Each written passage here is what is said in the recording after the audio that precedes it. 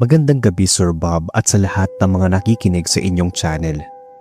Isa ako sa mga listeners nyo. Pinag-isipan ko pang mabuti kung ibabahagi ko pa yung naging karanasan naming magbabarkada nang minsang umuwi kami sa probinsya ng lola ni Mike. Ako nga pala si Abel, hindi ko tunay na pangalan. Ganon din yung aking mga barkada, para na rin sa privacy namin. Baka kasi sabihin ng iba gawa-gawa lang yung kwento namin para mapag-usapan. Iba kasi ang takbo ng isipin ng mga tao ngayon. Bali dito kami sa Laguna, Sir Bob, at pagkakasama sa trabaho. Yung probinsya ni na Mike ay sa Quezon, bayan ng Sariaya. Maganda at tahimik doon. Malawak ang dagat at panay bukirin din. Bali nagpaalam kaming tatlo na magbabakasyon. Tutal naka-jackpot kami sa trabaho. Mabuti at mabait naman yung boss namin. Kaya pinayagan ng leave. Bali 28 na kami na mga barkada ko nun. Dahil binata pa naman ako, happy-go-lucky lang. Pero syempre, hindi ko nakakalimutan yung mga magulang ko na nasa Cebu. Nagpapadala ako dito kada buwan dahil medyo malaki naman yung sahod ko. Hindi ko na lang sasabihin yung trabaho ko, basta legal yon. 1 taon nang nakalipas mula nang mangyari ito sa amin. Umuwi kami sa bayan ni Mike gaya nga ng nabanggit ko. Natuwa kami ni Simon dahil ang ganda nga ng bahay nila. Up and down na hindi makaluma. Modern ang tema ng itsura ng bahay ng lola ni Mike. Naroon ang mama niya. Natuwa ito dahil hindi nagsabi si Mike na uuwi. Ang sarap ng hangin, presko at amoy na amoy mo ang palay. Halos marami ring puno ng niyog sa lugar. Marami ring mga mais kaya sagana talaga dito. Ang sarap kayang mabuhay sa isang lugar na malayo sa toxic na tao at polusyon. Pinasok na namin yung mga dalang gamit. Sabi ko kay Mike ay dito na lang kami sa baba para hindi makaistorbo sa mga natutulog sa taas. Pumayag naman siya at sa iisang kwarto lang kami. Tutal, maluwag naman ang kwarto sa baba. Bali sa baba ay may 3 kwarto. Sa taas daw ay 2 na malaki, kaya mas ginusto namin sa baba na lang. Unang gabi namin dun ay naging maayos naman, sir. Malabig ang hangin, tapos maraming mga kabataan sa labas ng kalsada, kaya hindi rin nakakainip. Ang ganda dito sa inyo, pre, no? Buti walang mga siraulo. Sabi ko kay Mike, kaya natawa naman siya. Ang sagot niya ay wala nga raw. Kaya tahimik sa lugar nila. Nag-iya na siyang natulog. Nahiga na sila ni Simon. Pero ako ay lumapit pa sa bintana, saka naupo doon. Malapad kasi yung bintana na kahoy nila at malabig din ang hangin. Kaya naman naupo ako doon. Siguro mga kalahating oras na ako sa bintana. Nang bigla kong marinig yung mga yabag sa taas. Tumayo ako at nakiramdam. Ang sabi ko pa nga sa sarili, ang ingay naman nilang maglakad sa taas. Mabuti pala talaga ay dito kami sa baba piniling matulog. Kung hindi ay baka maistorbo din namin sila. Mga ilang minuto rin na palakan-lakad yung mga yabag na yon, Sir Bob, kaya hindi ako makatulog. Naisipan kong lumabas muna para na rin kumuha ng tubig na maiinom. Pagtingin ko sa wall clock, pasado 10:00 na rin. Iniisip ko kung bakit ang ingay pa rin nila sa taas. Tumuloy na akong kusina. Pagpasok ay agad akong kumuha ng tubig. Doon na rin ako uminom tapos lumabas agad. Pinakiramdaman ko muna kung may naglalakad pa sa taas. Nakarinig din ako na para bang may tumatawa. Boses sa babae yon. Hindi ko na natiis at umakyat ako para tingnan. Madilim sa buong bahay. Ilaw lang ng buwan mula sa bukas na bintana ang nagsisilbing liwanag. Pagtuntong ko sa pinakataas ay naglakad pa ako para tingnan kung sino ba yung hanggang ngayon ay gising pa. Hindi pa ako nakakalayo sa hagdan. Sa dulo, nakita kong may babae sa pintuan sa dulong bahagi. Nakatalikod siya. Napatigil naman ako. Nasabi ko tuloy sa sarili na may kasama pala aming dalaga. Pero bakit kanina ay mama lang ni Mike yung sumalubong sa amin? Tapos hindi rin siya sumabay sa pagkain. Pero naisip ko na baka mahiyain siya kaya ganon. Hindi na ako lumapit pa dahil baka maistorbo ko yung dalaga. Bumalik na lang ako sa baba para matulog na rin. Ilang minuto na lang 11:00 na. Pagpasok ko sa loob ng kwarto ay gising si Simon. Tinabihan ko siya. Nagtanong pa kung saan ako galing. Hindi ko na sinabi na may nakita akong babae. Basta ang sagot ko ay uminom lang. Nahiga na rin ako noong mga oras na yon. Hindi pa man ako napapapikit ay naarinig na ako ng mga nagtatakbuhan sa taas. Napatakip na lang ako ng unan sa ulo para kahit papaano ay maatulog din ako kahit ilang oras lang. Kinabukasan ay tinanghali ako ng gising. Medyo magarot yung ulo ko dahil sa puyat kagabi. Late na rin talaga ako nakatulog. Hindi ko na rin alam kung anong oras. Basta madaling araw na yon. Nakaupo na ako noon sa kama nang pumasok si Mike at natatawa pa. Sabi niya, mukha daw napasarap yung tulog ko dahil magtatanghali na. Ang sabi ko naman, dahil yun doon sa ingay sa taas kaya ganon. Tinanong niya kung anong ingay sa taas. Si mama lang naman daw ang nasa taas kagabi. Nagtaka ko siyang tiningnan. Imposible yun kako dahil nakita ko pa nga yung babaeng nasa dulong kwarto kagabi. Tapos may mga nagtatakbuhan at palakad-lakad sa taas. Lumapit siya at sinabing wala naman daw bata sa bahay. Napailing na lang ako at pumasok ng CR. Pagdabas ko ay wala na si Mike. Naasalubong ko yung mama niya at nagtanong kung maayos daw ba yung tulog namin. Ang sabi ko naman ay ayos lang, kaso medyo maingay. Sa sinabi kong yun ay kumunot ang noo niya. Kaya agad kong sinabi na may lakad ng lakad sa taas at nagtatakbuhan pa nga. Tinanong ni tita kung sino daw yun. Sabi ko, may nakita akong babae sa dulong kwarto nila. Hindi nagsalita si tita dahil doon. Basta, parang halata sa mga mata at ekspresyon niya na narakot siya. Pero hindi ako sigurado. Nagpaalam na ako dito para magpunta ng kusina. Magkakape sana ako nang maabutan ko doon sina Simon at Mike. Natatawa si Mike dahil kinuwento nito kay Simon yung nakita ko kagabi. Hinayaan ko na nga lang silang dalawa. Sa loob ko pa ay paniniwala nila yon kaya bahala na sila. Nagtimpla muna ako ng kape saka lumabas ng bahay para lumanghap ng sariwang hangin. Ang daming mga tao sa bukid noon.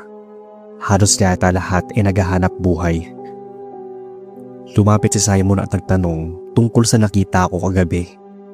Sinabi ko, kaso natawa lang ang loko. Lumayo na lang ako sa kanya. Bahala na kung maniniwala sila.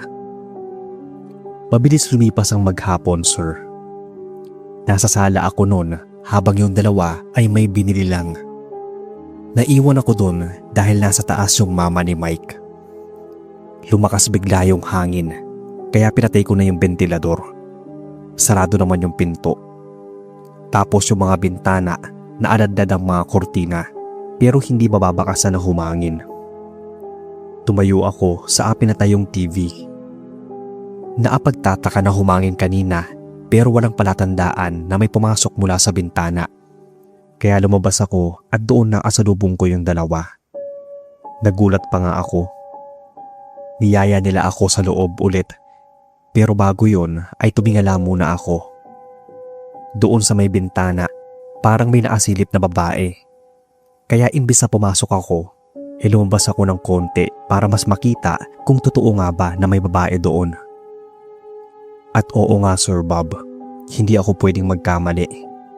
Tao yun at babae nga. Siya'y nakita ko kagabi sa dulo ng kwarto sa taas. Tinawag ko si Mike nang hindi nag-aalis ang tingin doon sa babae. Mabilis naman siyang lumapit. Pero saglit ko lang binalingan ng tingin si Mike nawala na doon yung babae sa bintana. Sabi niya ay bakit daw ba at kung makatawag ako para ba akong nakakita ng multo. Sinagot ko na lang siya ng wala at nagkamali lang. Tinapik niya ako sa balikat sa kaniyaya sa loob. Ibig talagang sabihin ay may multo doon sa bahay ng lola niya at hindi niya alam yon. Pumasok ako at nandun na rin yung mama niya. Tinanong ko kung may kasama ba silang dalaga.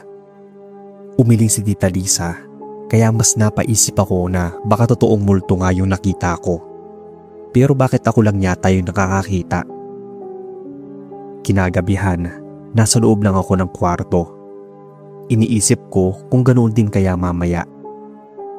Sinabihan ko yung dalawa na wag munang matulog ng maaga.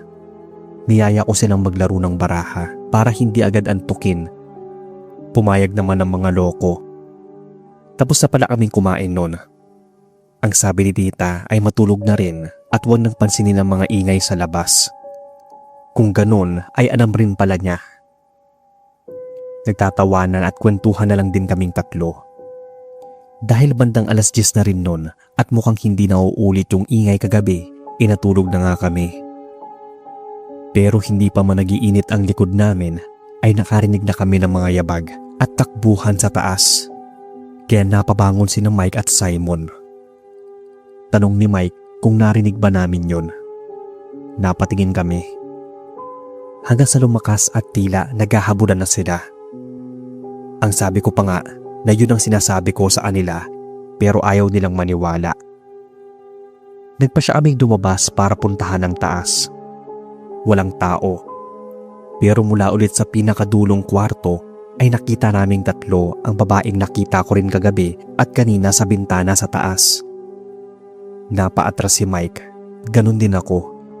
Dahil sa pagkakataon na yon ay humarap na yung babae. Hindi ko masyadong maaninag yung itsura niya pero halatang namumutla. Napasigaw naman si Simon sa takot kaya tinakpan ni Mike yung bibig nito. Dahan-dahang lumalapit yung babae sa amin kaya sa takot muntik pa akong madapa. Nagtatakbo kaming tatlo habang malakas na napapasigaw si Simon. Hanggang sa magising na nga yung mama ni Mike. Nakaupo kami noon sa sala at walang tigil ang paglalakad pa rito ni Mike habang nagsasalita at kinakausap yung mama niya. Doon namin nalaman na naririnig din pala ni Tita yung mga yabag pero binabaliwala lang yon. Ayaw daw kasi niyang iwan ng bahay na pamana ng lola ni Mike at hindi naman daw nananakit ang mga ito. Kumbaga, yung mga multo at elementong nasa bahay ang kasama nilang nakatira doon. Peaceful coexistence ang tawag doon. Kinabukasan ay nagpa siya na aming bumalik ng Laguna. Nahihiya na rin ako sa mama ni Mike pero wala na akong magagawa dahil takot na takot talaga si Simon. Hindi na nga halos nakatulog kagabi. Mahirap din pala yung may kasama ka nga sa bahay kaso ay hindi naman buhay. Kaya naging madalang na lang yung uwi ni Mike doon. At ako naman, hindi na rin sumasama kung nag-aayaman siya sa kanila. Hanggang dito na lang yung kwentong kababalaghan naming magbabarkada. God bless at more power sa inyong channel.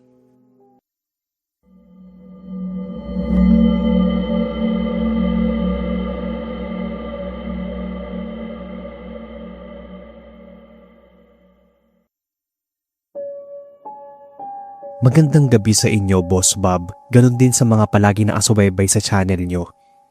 Isa na nga ako doon na kada araw ay nag-aabang ng mga bago mong uploads.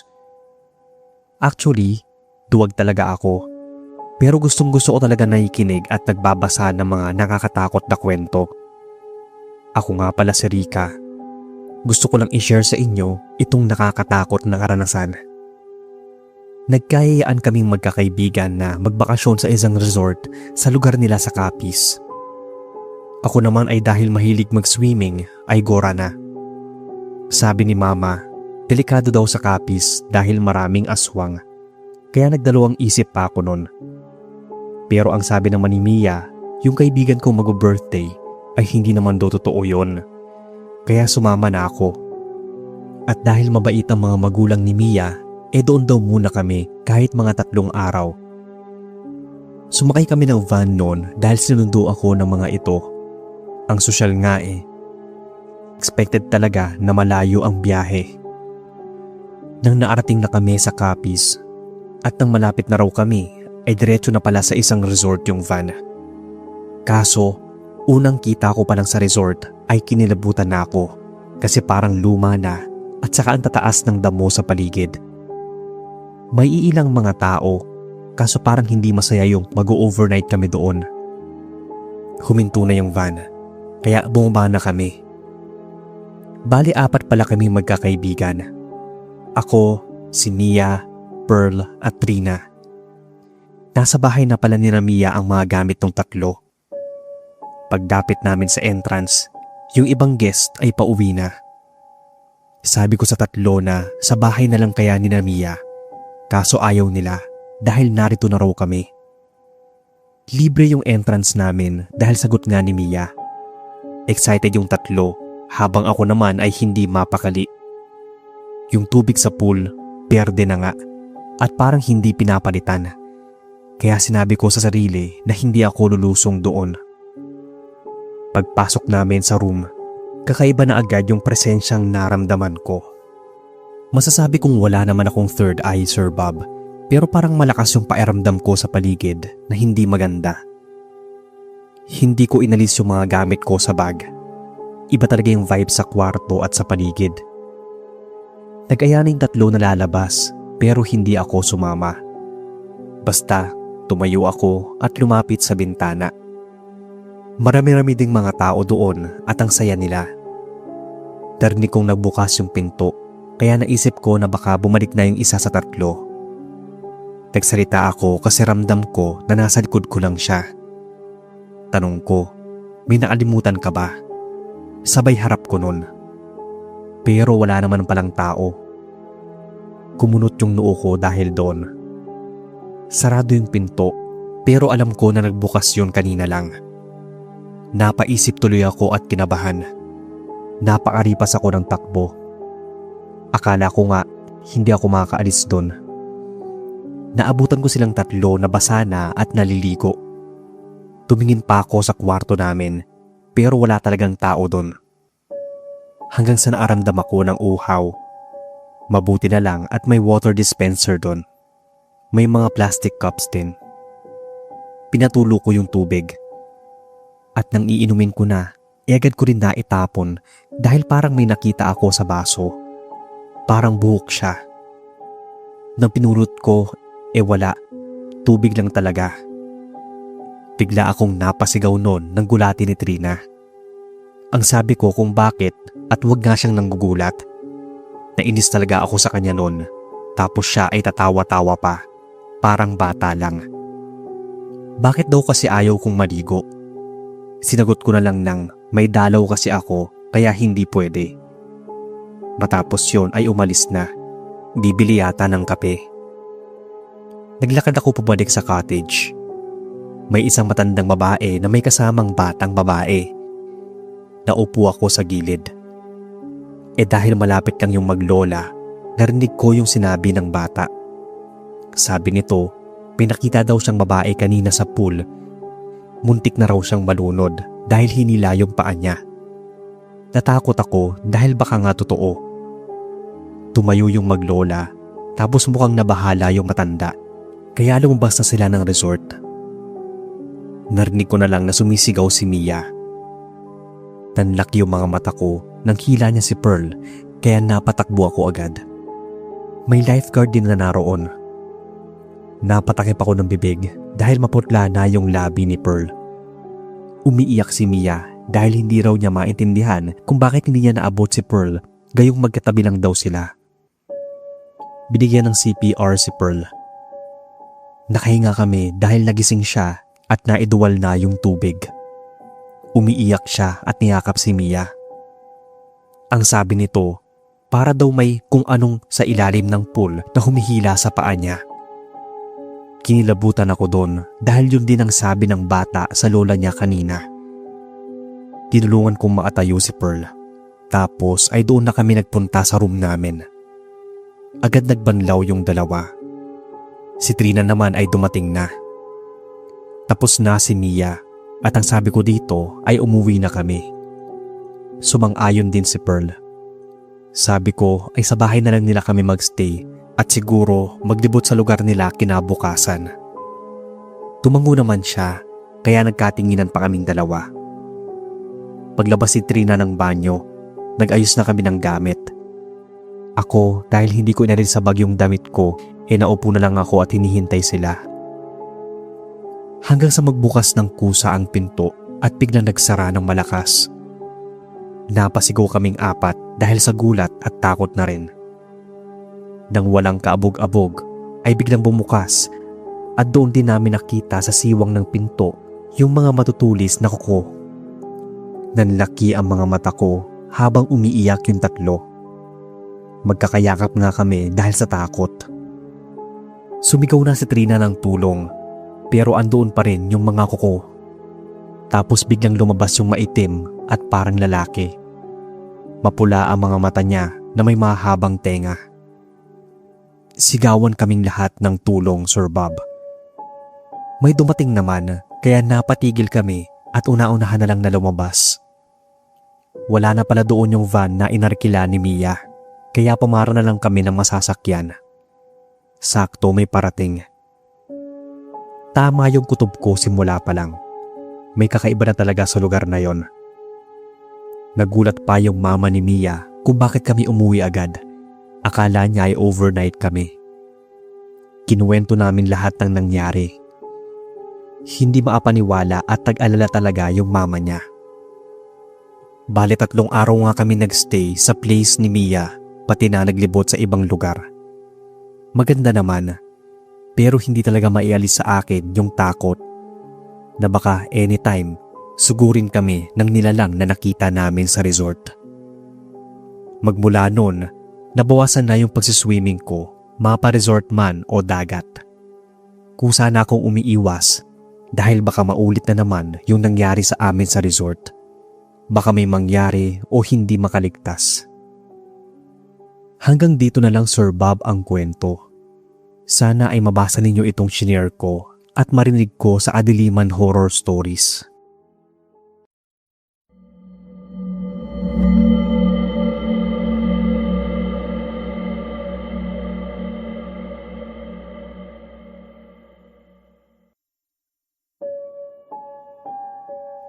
Magandang araw sa inyo, boss, pati na sa lahat. Palagi akong nakikinig sa mga uploads nyo. Ako rin ay may kwentong kababalaghan na gusto kong ibahagi sa lahat. Bali dito kami sa Maynila naninirahan. Nagbakasyon kami ng biglaan sa probinsya ni na tatay dahil sa biglaang pangyayari. Maliit pa lang ako nang lumipat kami. Sa Iloilo talaga yung lugar, pero dahil gusto ng tatay ko na maipagsapalaran dito ay nanatili kami sa Maynila ng ilang taon na rin. Mga dekada na nga. Nangyari ito taong 1985. Nasa 14 anyos pa lang ako noon kung susumahin. Isang tawag kasi mula sa aking tiyahin ang gumulat dahil namatay na raw yung kapatid ng tatay ko. Bunso yun sa kanilang magkakapatid. Bali tatay ko ang panganay at 4 sila. 3 lalaki at 1 babae. Tumulak kami pabiyahe para umuwi dahil yung huling usap pa nila ay masigla pa yung tiyo ko. Kaya laking gulat namin nang sinabing patay na raw ito at 3 araw na lang ay lilibing na. Ako nga pala si Eric, sir. Kami ng pamilya ko noon ay patungo na rin sa bayan ng Iloilo para maipagluksa sa pamilya ni tatay. At dito na nga magaganap ang isang malagim na pangyayari sa buhay naming lahat. Isang bangungot na hindi ko alam na harapin ko pala. Nag-iimpake na ako noon dahil minamadali na kami ni nanay. Hindi ko maiwasan na magtaka kung bakit 3 araw lang at mabilis yung ililibing. Fast forward para mabilis na. Kasalukuyan na kami nung nasa biyahe pero tahimik lang si nanay. Habang si tatay naman ay nakapikit kaya hinayaan ko lang sila. Makalipas ang mahaba at nakakainit na biyahe ay sa wakas nakarating din kami. Pagdating namin sa tarangkahan ng lugar nila ay medyo malayo pa yung bahay ng lola ko na nanay ni tatay. Nang naroon na kami ay naapagtataka na kahit nasa loob na kami ng bahay may mga bantay pa rin yung kabaong. Hindi naman ako nagtanong nun. Basta pinagbasdan ko lang sila. Narinig ko na lang na wag daw iiwan ang kabaong ng walang bantay dahil baka daw palitan ng katawan ng saging. Mga pamahiin na mukhang sinusunod doon sa lugar.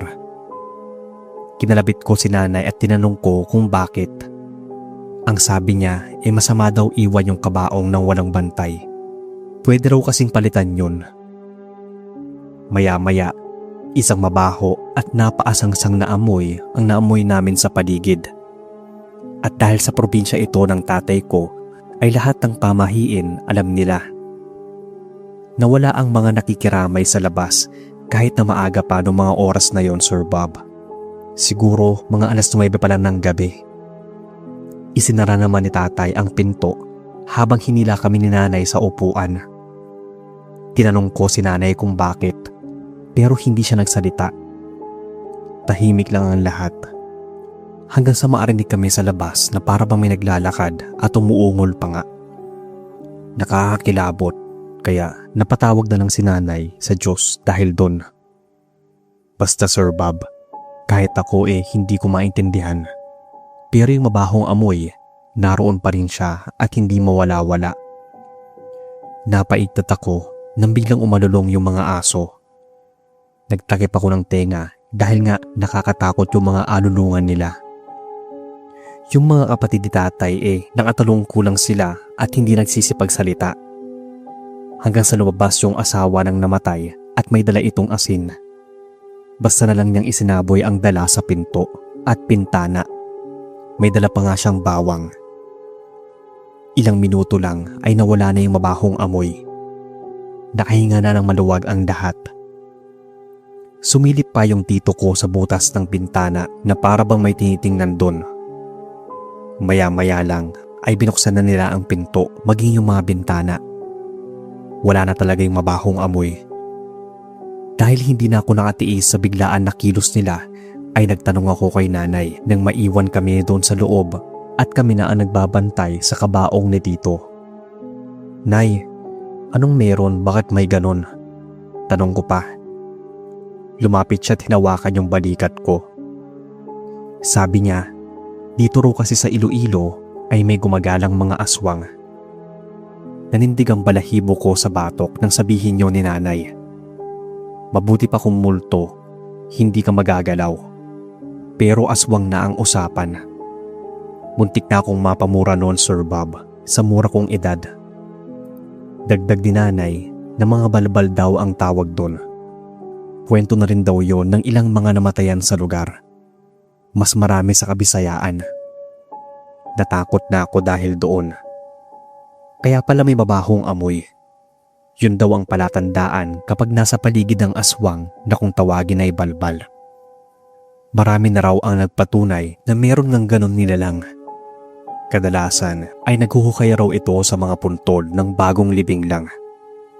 Katawan ng saging ang bitbit nito kung nais ng balbal na palitan ng isang bangkay sa lamay.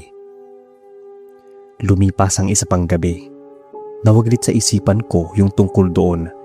Kaya nabutan ako ng gabi sa labasan.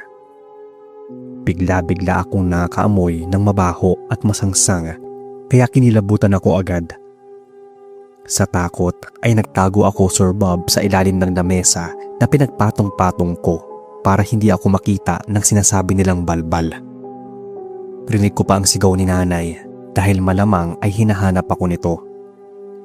Palapit ng palapit ang amoy kaya halos masuka ako dahil doon. Pero pinigil ko para wala itong marinig. Kitang-kita ko yung anyo nito, sir. Para siyang malaking asong itim pero may mga kamay at matutulis na kuko. Tumutulo pa yung laway nito. Mangyak-yak na nga ako noon dahil sa sobrang takot. Narinig ko si nanay na tinatawag yung pangalan ko. Habang ako ay naiwan sa labas sa pagmamadali nilang isara ang pinto.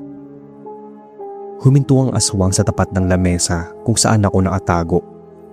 At sa isang iglap, nawala yung lamesa at tumambad sa akin yung aswang habang nakatingin sa mga mata ko.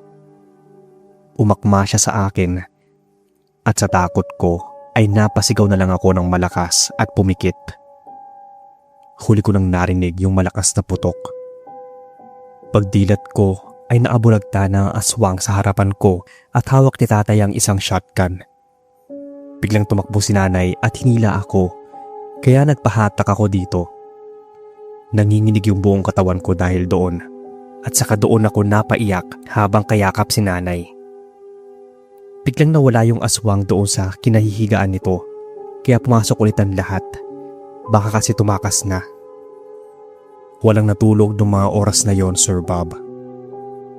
Nang mag-umaga ay nagpa siya ang lahat na ililibing na si Tito. Siniguro din nila na nakasemento ang paglilibingan niya. Mahirap na raw at baka maisahan ng mga katulad ng sumalakay sa amin kagabi. Noong una ay hindi ako naniniwala sa mga ganon dahil imposible talaga na merong aswang. Hanggang sa ako na nga ang makasaksi at kamuntikan pa akong madali, sir. Kaya sabi ko sa mga magulang ko na umuwi na rin kami agad. Isang gabi lang ang pinalipas namin at bumalik na kami ng Maynila. Kakaibang karanasan yon para sa akin na hinding-hindi ko makakalimutan. Magpasa hanggang ngayon nga ay sariwa pa rin sa alaala ko ang mga nangyari noon. Hanggang dito na lang ang kwentong nakakakilabot at nakakatakot na naranasan namin noon. Sana'y magsilbing tanda na rin sa iba na walang masama kung maniwala ka sa mga kababalaghan at paniniwala, lalo na kung hindi ka naman pamilyar sa lugar. Maraming salamat, Sir Bob, at palagi sana tayong manalig kahit anuman ang pagdaanan natin sa buhay. Tuloy-tuloy lang sa pagkukwento sa channel at may kinig pa rin ako kasama ng pamilya ko